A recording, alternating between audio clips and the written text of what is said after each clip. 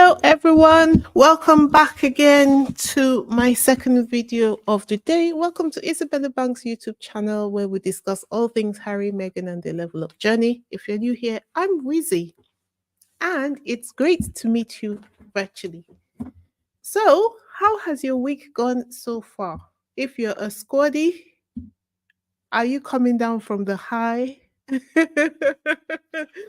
I think this feeling is going to be with me for a long time. Let me just say hello to the people in the comments. Oh, hi, Connie. Hi, Novi. Hi, Vinny. Hi, Joyce. Hello again. How are you? Do you know, after the first video I did, I was supposed to be coming back in 5 minutes or so, but it seems like there was a network issue, so it caused a little bit of a delay. Anyway, in this video, I am going to flex on you guys just a little bit, because I am going to be introducing you to the kings. Just so that you have a sense. I'm sorry to be going on and on and on about it. It's just that I'm just so proud of the way they carried it themselves. I'm so proud that they read the situation, and I'm so proud that they responded appropriately to the situation. So, what I want to do is I want to introduce you, like, just go beyond the photographs a bit so that you can see the caliber of the people behind the headgear and the beads. Okay? All right. So, I'm going to introduce you first of all to the Olu of Warri. Even as a Nigerian, some of the names I am not as comfortable pronouncing as I should be, perhaps. But remember that Nigeria is a country with 36 states.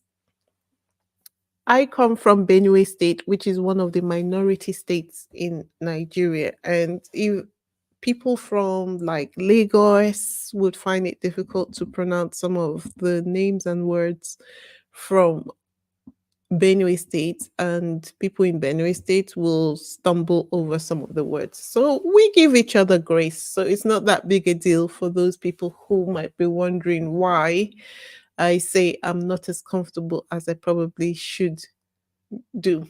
Now, this is the court of the Olu of Warri. He's one of the younger kings. When they say, I think the young people say steez nowadays. Like, this guy has so much steez. Like, Nigerians will say efizi. We just love to show up, show out, look good, doing it with swag, style. He is one of the swaggiest kings that there are. This is the court where he sits to receive dignitaries.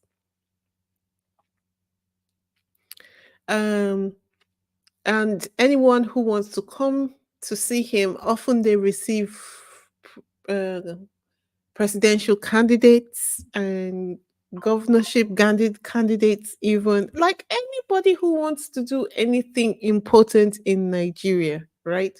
You have to go to the king. Yes, this is the king who is a Christian. Absolutely.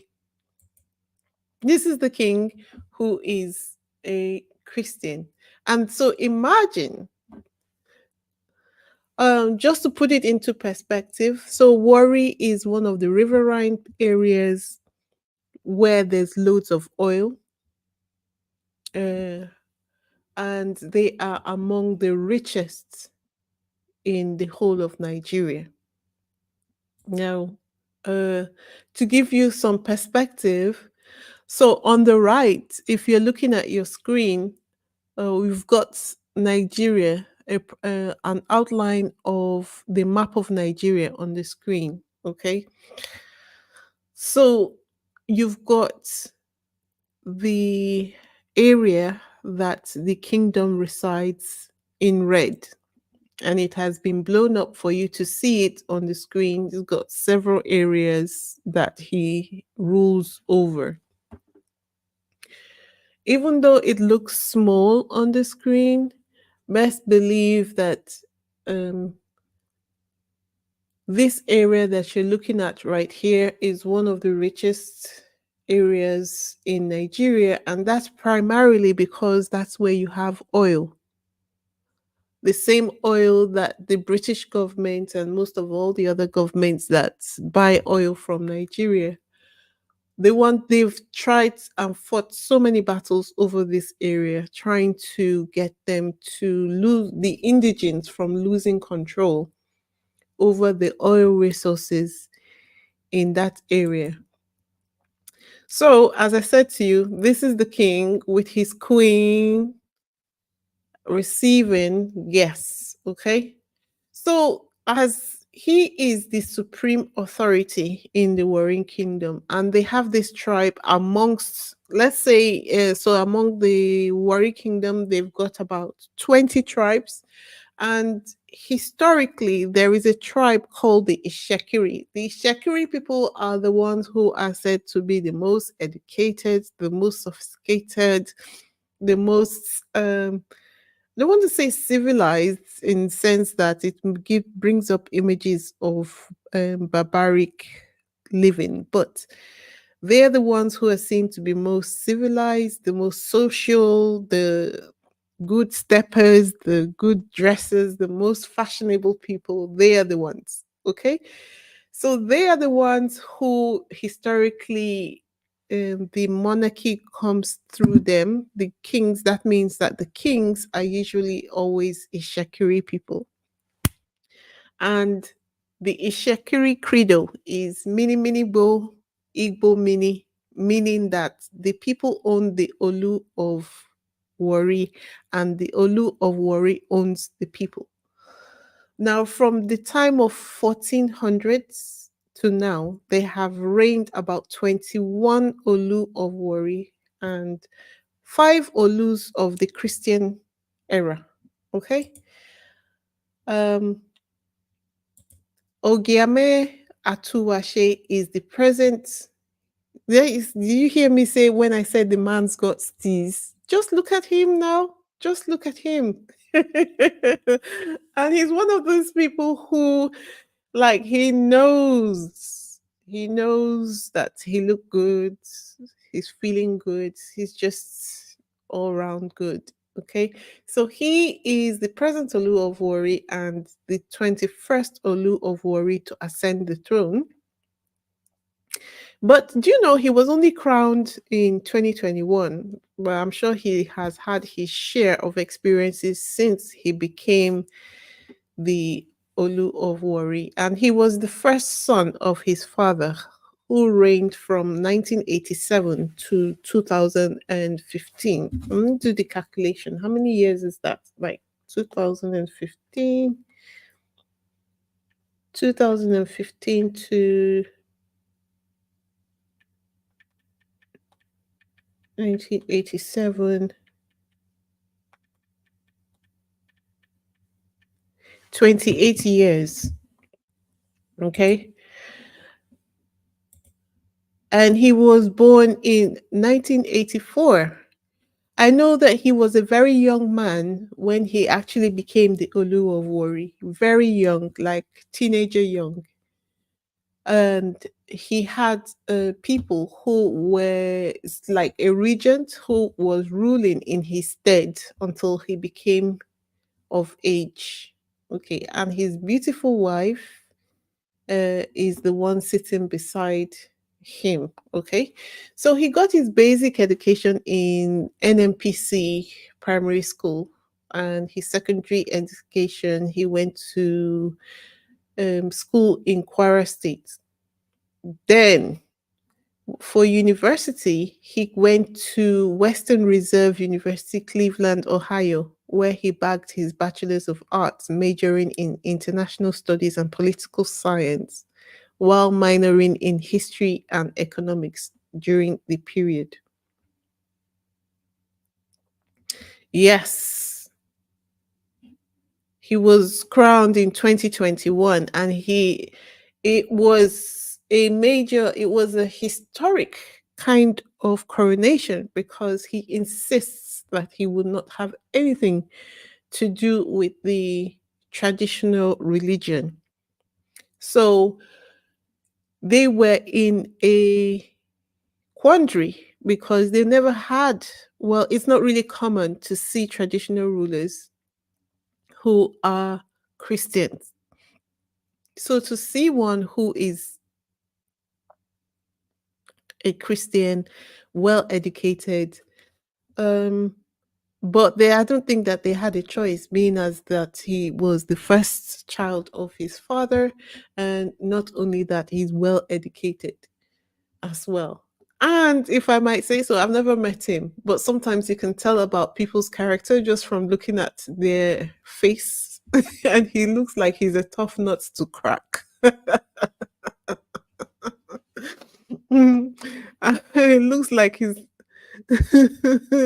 yes, it looks like he's a tough nut to crack. So this is him as well, the same king. That was his bachelor's degree in Cleveland, Ohio, was where he got his degree in international studies and political science. They should make it a priority for anyone who is an heir to study these courses because to me they just seem like they would be very appropriate. And I think part of Megan's education is international studies, right?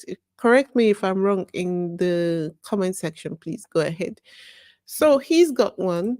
And then he also took it further and went to get a Master's of Science in Management from Case Reserve University in 2007.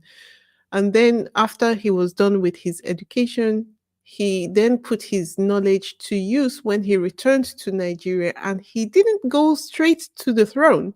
He served in the Public Affairs Department of National Petroleum Investment Management Services, where he worked as an officer as Shell Nigeria, Closed Pension Fund, and Government Relations Sahara Energy.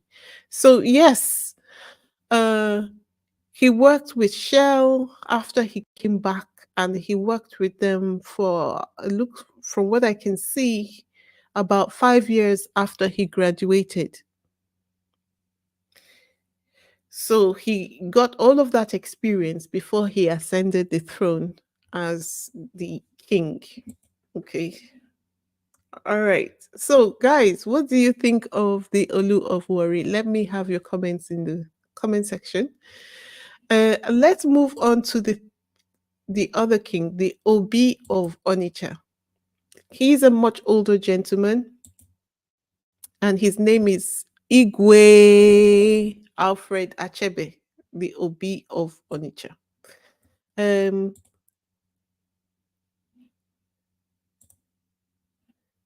this room, okay, I will bring the other maps up, but if you remember where the other, if you remember where the other uh, area Warri was, you will see that it was close to where this one is on the map. Okay, obviously, if you're traveling by road, it would most probably be 2 or 3 hours distance between each other. I think that would be about 100 or 200 miles away from each other. But compared to the rest of Nigeria, they are closer together. Okay, right. This is the Obi of Onitsha. So the Igbo people, they tend to be more than every other tribe in Nigeria. They tend to be the most independent. They are more than every other tribe. Every other tribe in Nigeria, they're proud of their culture. But the Igbo people, trust and believe, it is that's on a different level altogether. When you're talking about culture, they do not allow foreigners to infiltrate their ranks easily, and they love their culture to the max. So, yes, they're almost right next to each other on the map. So the post of the Obi is recognized by states. As I said, all of them hold diplomatic status when they are traveling. And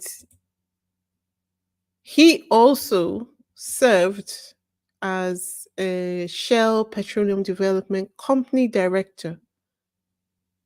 Okay. And he became the chancellor of Ahmadu Bello University Zaria.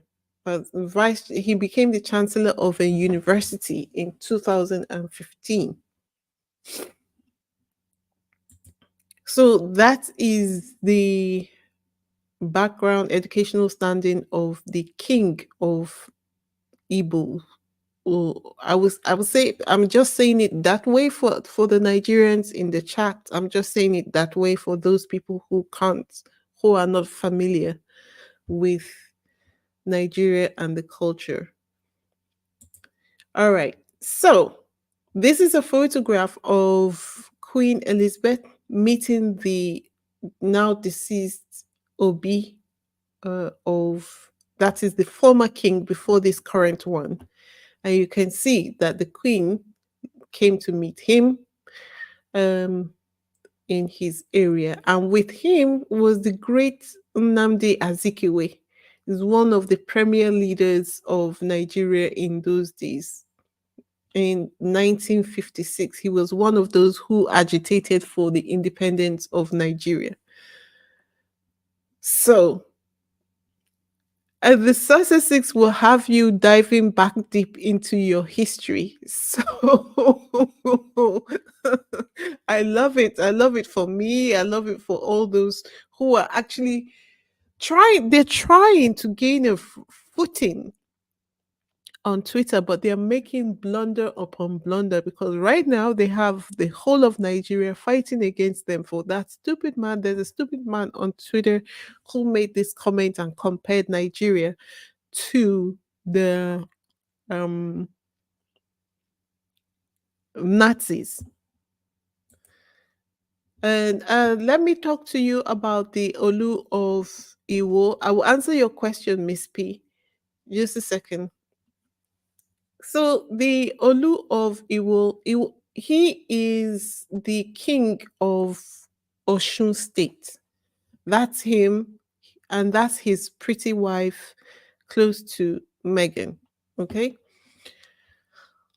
he was the one who gifted Harry and Meghan the clothes and the coral beads in at that ceremony.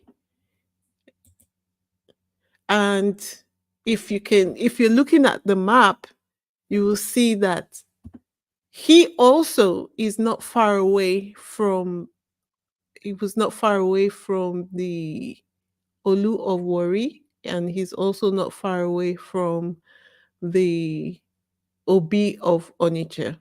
So it's not surprising to me that they came together and they made this fantastic event happen.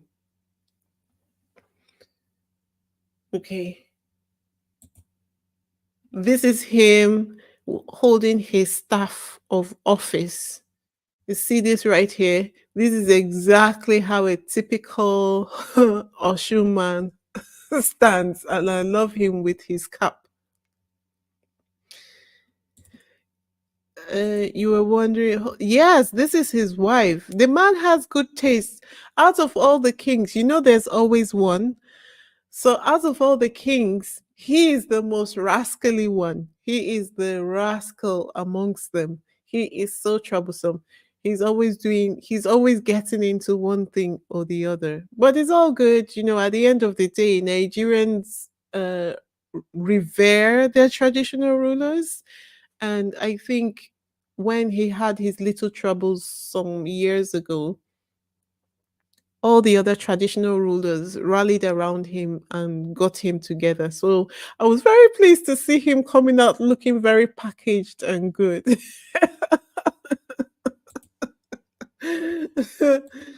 And that's him again. Uh, Let me give you some more information about him. So his name is Oba Adewale Rashid Akombi of Iwo land, and he was born in 1967. So he should be, um, let me see, about 56 years old now. And he is king by virtue of the fact that his father was king. So it's hereditary, just the same way the UK families become kings. Obviously, not something that people have the opportunity to vote on. And he was the one who named Meghan Ade Tokumbo, that the crown has returned home. I think that's right. I'm not Yoruba, but I am. I after my university days, I went to Lagos and I worked with Lagosians. Honestly, in terms of the vibe of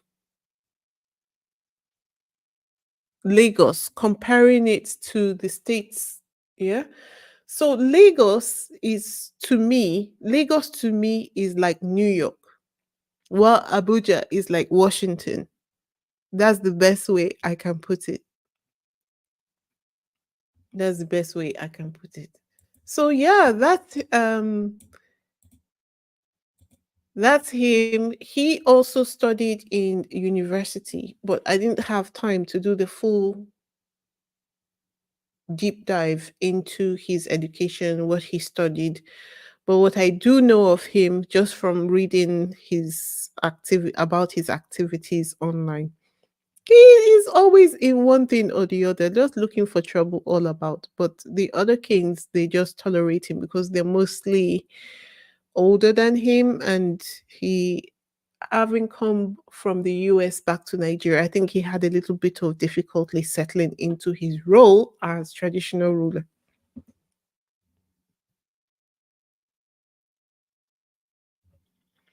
Um, what do you say? My long-term client over 20 years became a close friend over the years. She's of the Igbo, which is the same as the chairperson of my college program. There was no option for me to drop out. Respect.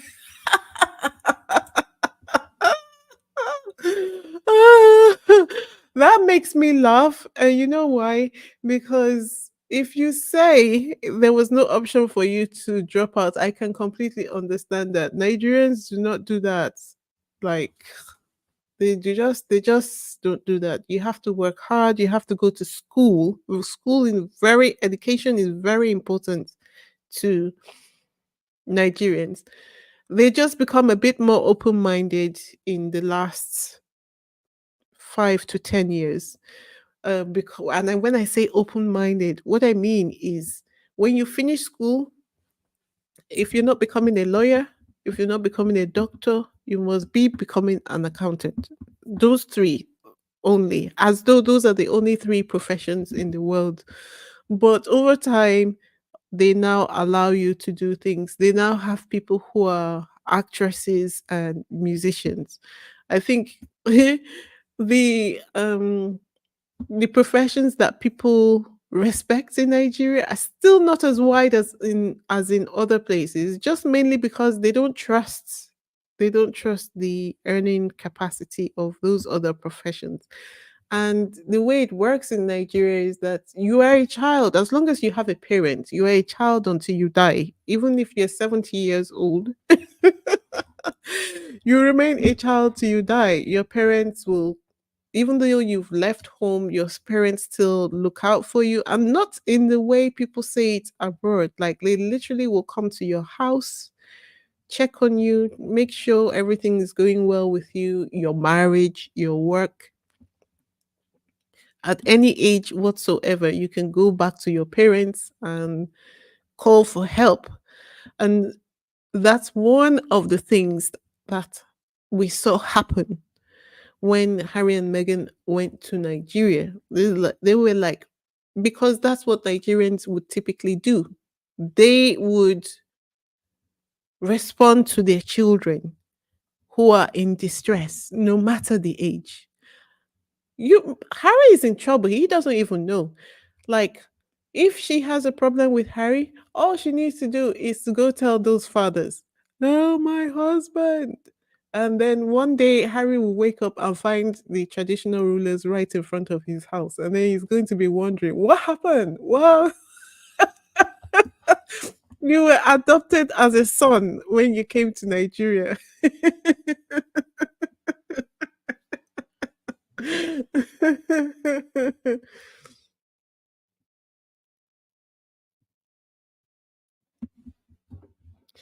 Uh, you said some women from some of the clips that were released seem to be negative towards Megan. What is that about, or was that just? I didn't see that. I didn't see anybody being negative. It might be. It might have been the British propaganda. It might be. It might be. And every place that you go to, you're always going to have some bad eggs, is all I can say to that. Maybe it is possible that they looked at her and just be thinking, oh, damn, this woman's husband loves her so much. I want one. I want Uh, I want myself a prince who loves me just as much as Prince Harry loves Meghan. And also, she's beautiful and she's rich and she's well mannered. So, what's not to be envious of? There is a lot to be envious of, and it takes a lot of, I think, self control not to be envious of people whose light shines as brightly as Harry and Meghan. I didn't see anybody being um, nasty to Meghan, but if there were, then that would. Yeah, yeah. A typical jealous woman with no man looking at Harry. And did you see the man has got swag, and his swag factor has gone up 1,000%.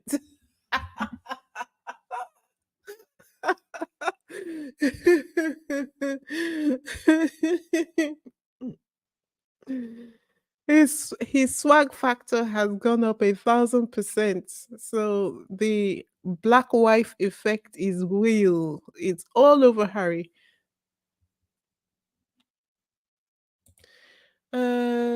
John Jenkins says those were the BBC interviews of so-called Nigerian women. So oh, was there? I haven't even seen that. So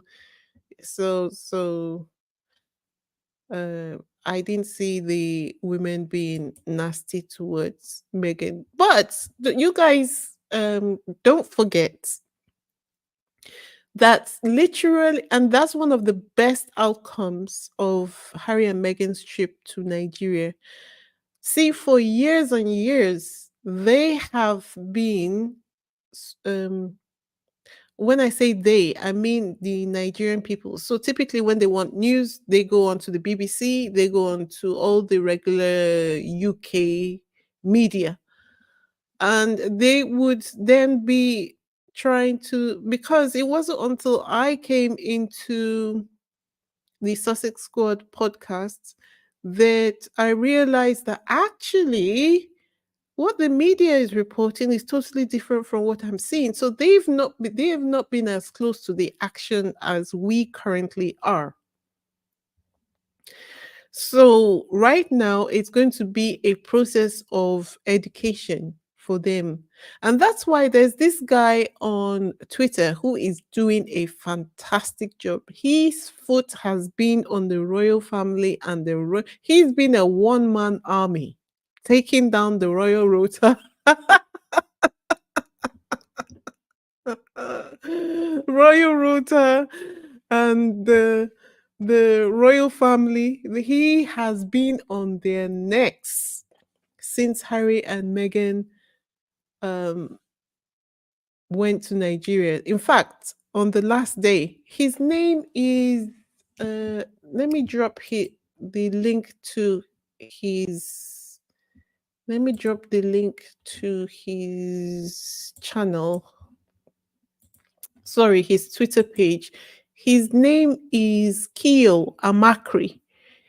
He obviously seems like he is from Port Harcourt, which is one of the rich states, and he is someone who has attended, um, should we call it the rich schools in the UK. So he went to Eton and all the other schools that the royal family typically attended, and he is exposing them like no man's business. And he's not a young man.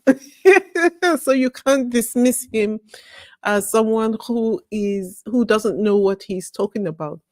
The only place where I side eye him is where he says he hasn't done some he hasn't watched the documentary. And I think, well, what he's saying is great, but I think he would be best served if he went ahead to watch the documentary. Okay, so I hope you guys enjoyed the introduction to the kings. Um, I'm loving this period where I get to share Nigerian culture with you guys.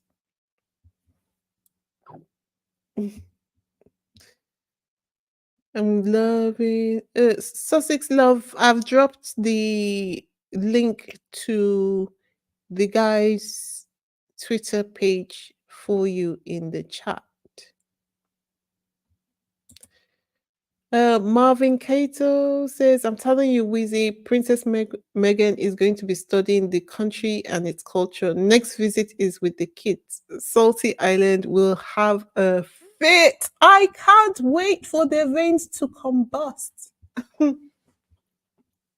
I really can't wait for their veins to combust. And right now, they are messing around and finding out that because they thought Harry was going to step away from the royal family and become miserable.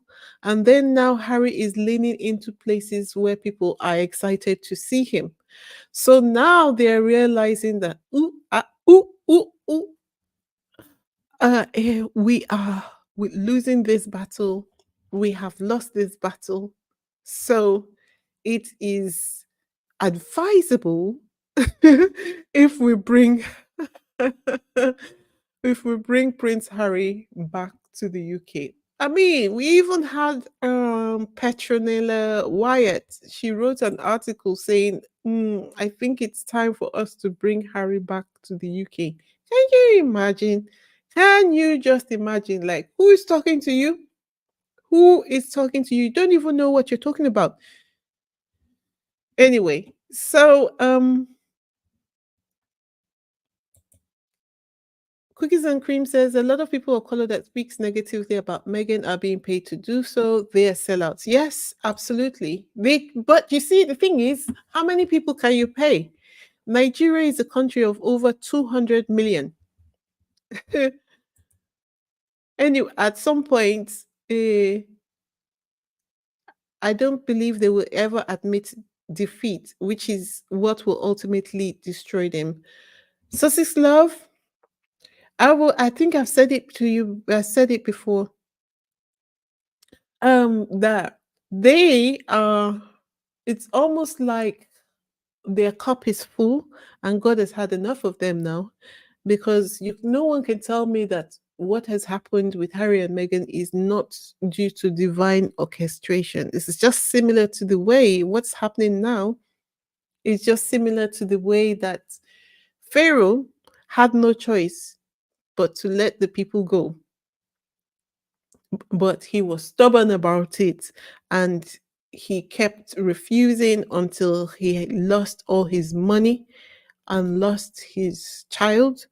In fact, Egypt was literally broken, and it didn't have to be that way. All they needed to do was to let them go, but they wouldn't until when the Israelites were leaving, they literally left broken. So what they are doing now is almost forcing Harry and Meghan to actually,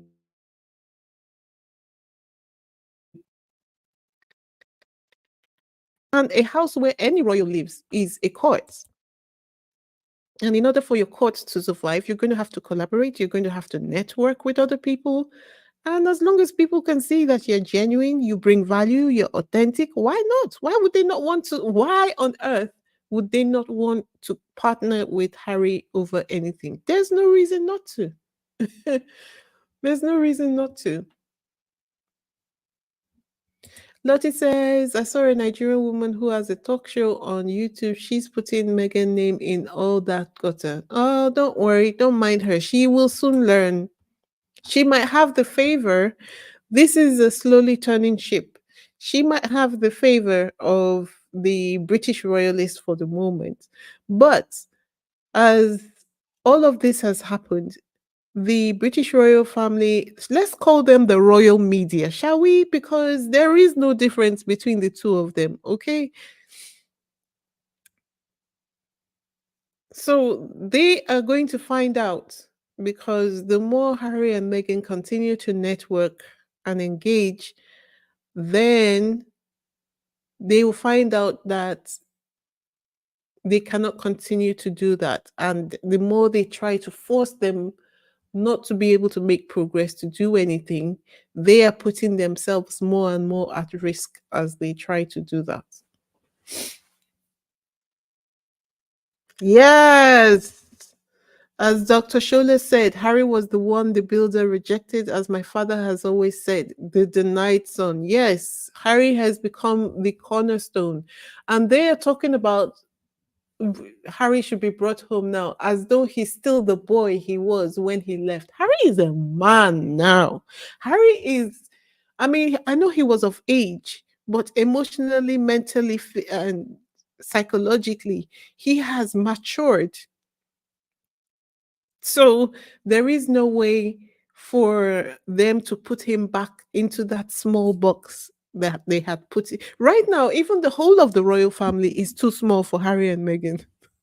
So they can't be put back into that box where they were before now.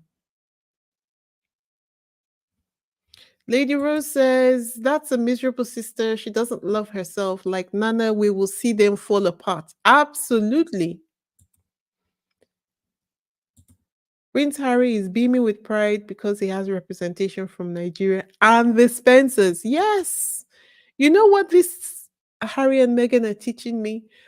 Lean into where you are celebrated, not tolerated. I'm going to tell you a personal story about myself in the next video, but I'm going to be ending this one because it's exactly 40 minutes.